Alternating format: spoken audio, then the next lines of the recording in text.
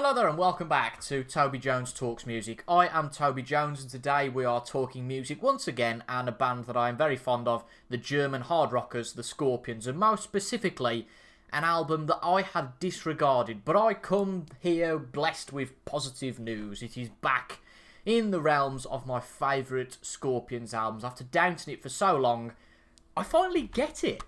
And that is Scorpions' Humanity, Hour 1. So today's video is going to be about my relationship with the album, what I did think of it, what I think of it now. And this is, I would say, very much a positive video about how you can revisit albums. So you can revisit the word revisit and come up with the right combination. But this is going to be another video actually, because I've discussed this before with this album, Thin Lizzy's Bad Reputation. Now, I didn't come from the low that Humanity came from to go up with it, but this was an album that I am a big Thin Lizzy fan, probably my favourite group, and this was an album that I wouldn't say I disliked, but in above their sort of 5 or 6 classic albums of their period, it was the lowest, and it still is, so that's going to sound odd, but there's more about that in another video. But my estimations have gone up significantly, but this has took a real ride from being one that I didn't really consider to, at the moment, one of my 2 favourites. But we'll come into all that. So let's talk about my history with this album, Humanity Hour 1. So those of you may or may not be aware, I bought all of the Scorpions CD collection in a job lot on eBay. I think it was about £60 on CD in 2022, as I say. And what I did throughout the year, I made my way through all of those albums, albeit maybe rushing it a little bit, particularly with some of the 90s output. I listened to it once, then put it away, and that was it. And that was something I did with this album, Humanity Hour 1. I really enjoyed Love Drive and Our Magnetism, Blackout, Taken by Force in particular, possibly Savage Amusement and Crazy World back then, but not as much of an extent as that. But some of these albums from the 90s, I kind of dismissed. And then we went forward to the 2000s. We had Unbreakable, which I thought, no, that was decent, but nothing fantastic. I then listened to this, Humanity Hour 1, didn't think a lot of it. Listened to Sting in the Tail, didn't think a lot of it. But I think that my mind was probably going in not expecting much of these albums. Listened to one and then moving on to the next one. And it kind of all blended into one for me. I have to say that this album, I remember it very well. Sat just on the sofa, listening to it once. The first track came on this album, Hour 1, which is a really heavy track. And I thought, oh, hello. This does sound really good. A little bit like how the previous album, Unbreakable, starts with New Generation. I thought, this is positive. And then I just lost interest in it. I just lost interest completely. I don't even know if I finished the album off when I listened to it.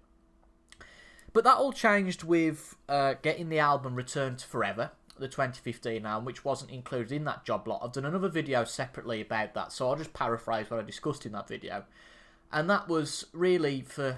I got that album in May 2023, I want to say. Now we're in 2025. All the years are blurring behind me, to be honest. But when I got that album, it was probably one of the top albums in my rotation for 12, 18 months. So that did encourage me, particularly with that video I did about 3 or 4 months ago, to go back and revisit some of the other albums. Now, actually, before I revisited this, about 6 months ago, and this is pertinent here, possibly, I went back in August last year and revisited 2 of the earlier albums. Only once, but as I say, only once, and I haven't listened to them since. So that is In Trance from 75, is this from? This is actually, just out of interest, this is a Japanese pressing, because you can see on the back of the album you've got the track titles in English, also in Japanese, and then the spine of the CD is also in Japanese. Fortunately, for easiness on my shelf, if you twist the spine round, it does have the English In Trance, so I don't get too confused. Listen to it once. I've liked a couple of the tracks on it before. Listened to it once in August again, and it didn't really gravitate towards it. Had a bit more of a positive experience with this. He's a Virgin Killer. The Virgin Killer album from 70. It says 77. I thought it was 76. Particularly some of the tracks on sort of side 1 I enjoyed a bit more, but again, I haven't gone back to them since. I don't think that's an era of the band I'm particularly interested in, but we'll keep the discussion on Humanity rather than going back to those earlier albums, particularly today. Well, I don't really know why I revisited Humanity as such, but I did go back and revisit it last month in January. when I first listened to the album, not long after possibly, I do recall having a conversation on Twitter with a friend of a friend, and the friend was a work colleague who's now not there, he's retired, but a friend of a friend on Twitter, and he said that he really enjoyed this album. And for some reason, in the back of my mind, I'd kind of got that. I'd got, for some reason, that the critics didn't like this album, and that's not the be-all and end-all for me, because I like what I like.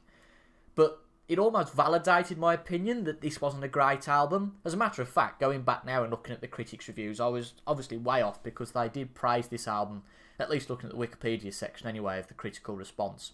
So I went back and revisited this in January, and I did think more positively about it. I listened to it once, just doing a jigsaw puzzle. I do find that listening to music in the background of doing other things is better than focusing on the album solely, particularly if it's one that you're listening to for the first time, perhaps, because if you're focusing on that solely, if you don't like the first couple of tracks, it can turn you off straight away. But if you're doing another activity, so in this case I was doing a jigsaw puzzle, I'll listen to other albums when I'm working from home on a Wednesday, or when I'm just potting about doing other things, and you pick up little earworms along the way. So I go, oh, I like that guitar riff, oh, I like that vocal, or I like this. So little things come out, and that's what happened with this. Little things came out that I thought, that was interesting. So I knew Hour 1, the first track, and a couple of the other tracks I thought, oh, that's interesting. But the crucial thing I did here is I didn't stop on that first listen. I thought, right, there's some encouraging things here, but I've got to listen to this more times than once.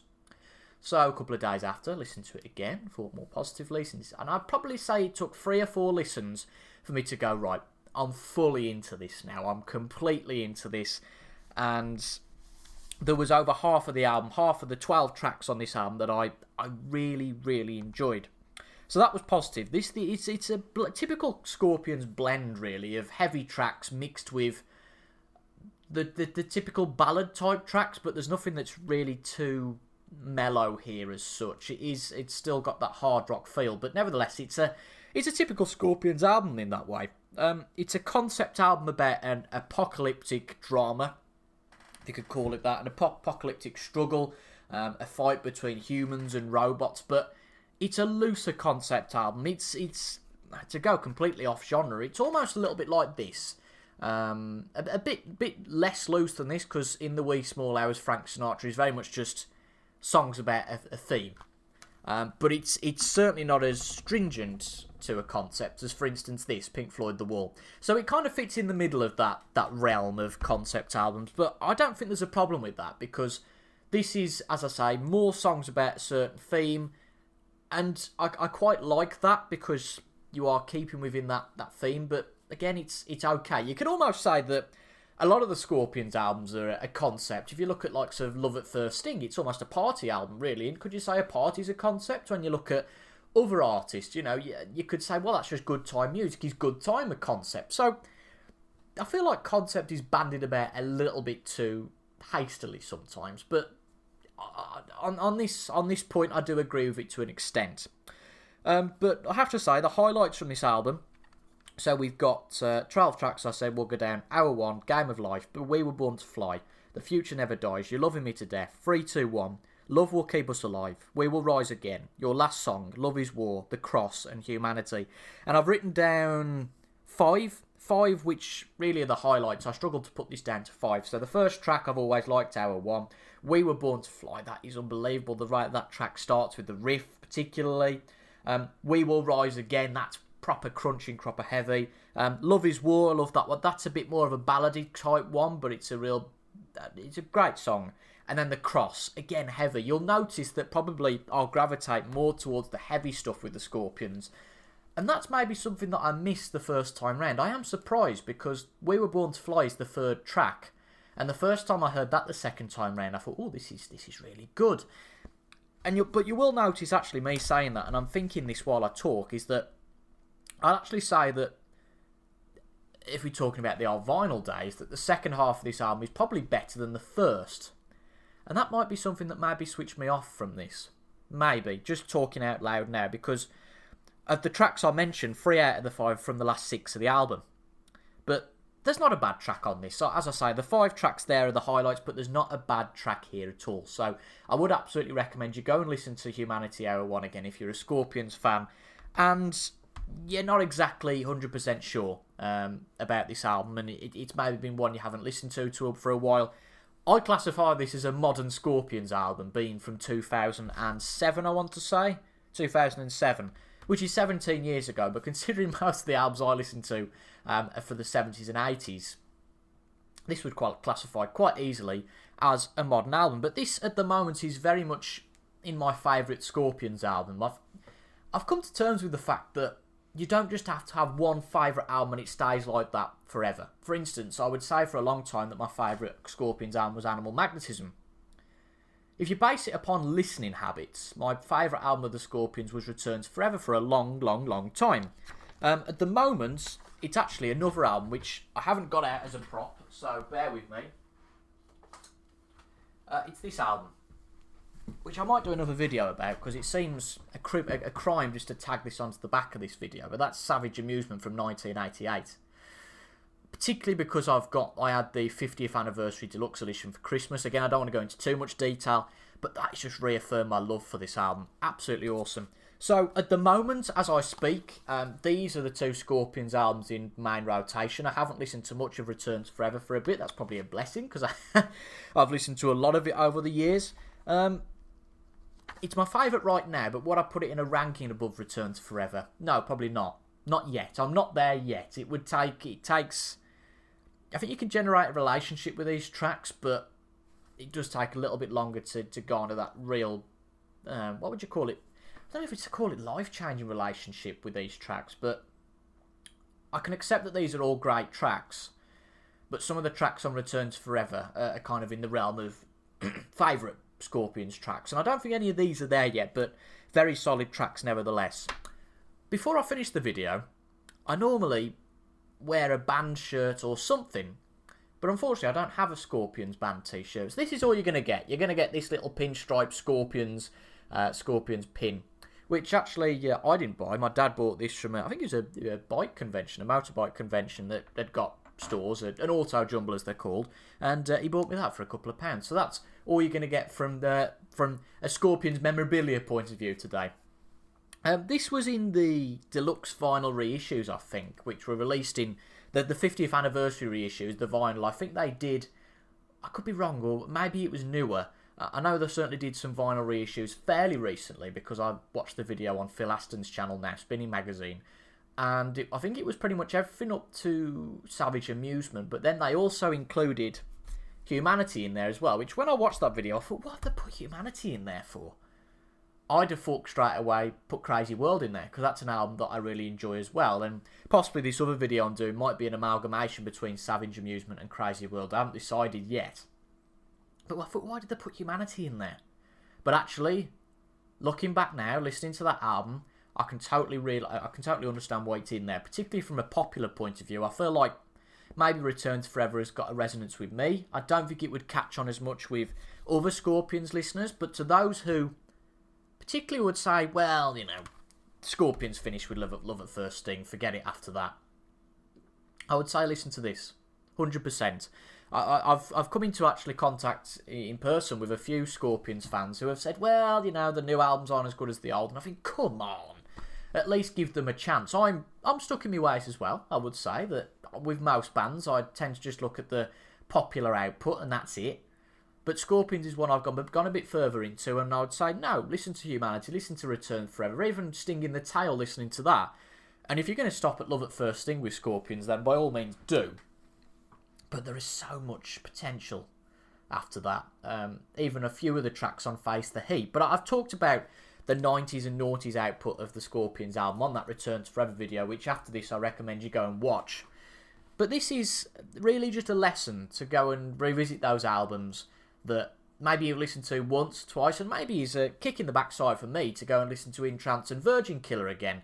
I feel like if after the third time of listening to those, I'm not into it, I might say, alright, it's not going to happen.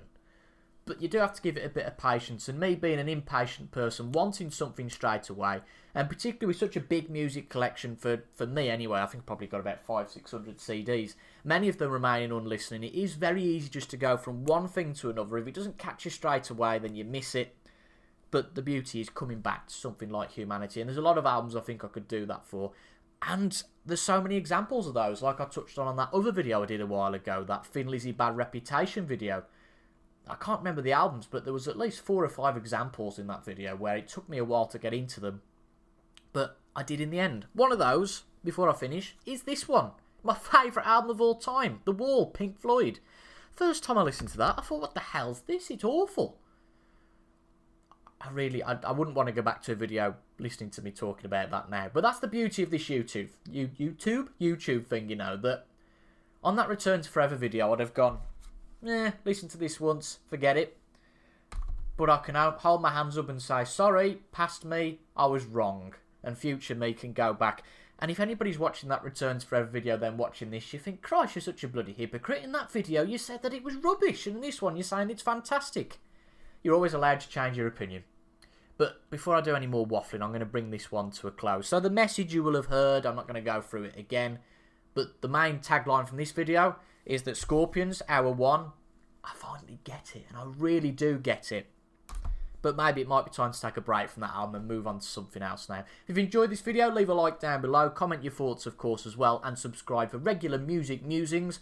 It's generally rock-centric round here, but there are some deviations from that. My last video was a Kenny Rogers video, so there are some deviations from that. But I think this is my 4th Scorpions video. I'm very keen, might be the next one, might never happen, to talk about this, Savage Amusement. So stick around for that, but there is a review of the Animal Magnetism video, Animal Magnetism album, and also a showcase of the Scorpions box set I got. Well, I call it box set, but the Scorpions albums that I all got on CD in that Scorpions playlist as well. So thank you for tuning in. I have been Toby Jones from Toby Jones Talks Music, and until the next time, I'll see you all later. Have a good rest of your day, and thank you for watching. Goodbye for now.